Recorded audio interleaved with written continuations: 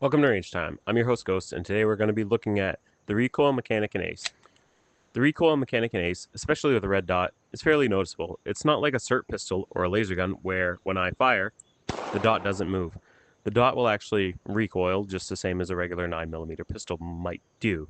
Now, is it the same as a comped out competition fancy pistol? No. Is it the same as a 22 LR? No. But for a 9mm, especially the SIG, the staccato, the MR920, it's fairly realistic for a normal grip without being compensated using normal 9mm ammunition.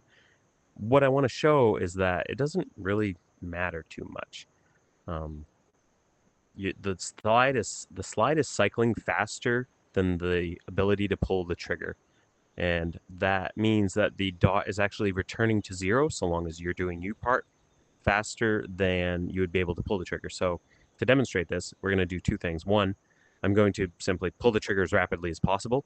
I'm going to pull the trigger rapidly as possible at a target, and then we're going to see what's the difference here. Like, does pulling the trigger rapidly cause the shot group to open up widely, or is it perhaps maybe something that I'm inducing on the gun?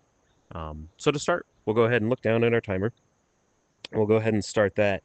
And what I'm going to do is just pull the trigger as fast as possible into the dirt here and watch as this goes. And we'll work through maybe 15 to 20 rounds to demonstrate this. So go ahead, and when it beeps, we'll just start rapidly pulling the trigger. Okay. And that's plenty for demo's sake.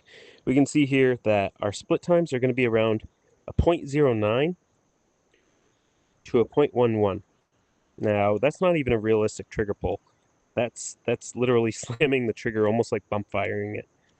When we look up at our target here, though, and we do the same thing with an actual trigger press, we'll see that I'm nowhere near how fast that is, and we'll see that also just shooting pretty much as rapidly I can here at 5 yards, the return to zero is going to be there. We're going to be within an inch of deviation for that white paster, just kind of showing that the maximum slide velocity, or the maximum you can even pull the trigger, is around a 0.08. But for a realistic trigger pull, it's probably going to go faster than you're able to pull the trigger. So go ahead and try it. We'll start the timer. And again, we'll get on target and just pull the trigger rapidly.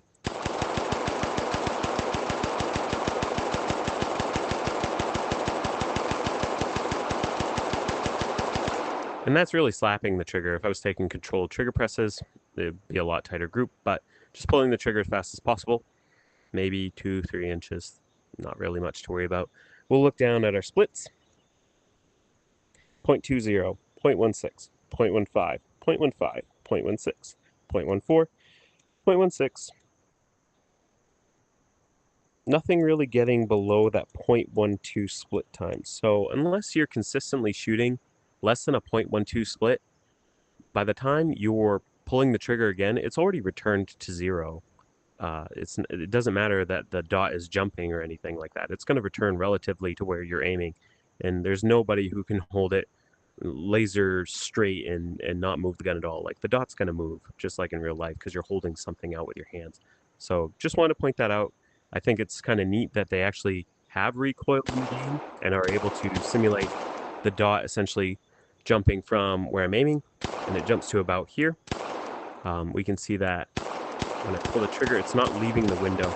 So again, is that realistic for a 22 LR or a comped out competition gun? No, but for a regular 9mm with regular ammo, that's extremely realistic for most people. So go out and give it a shot on the Ranger, see what you think, try it out for yourselves, and we'll see you next time on Range Time.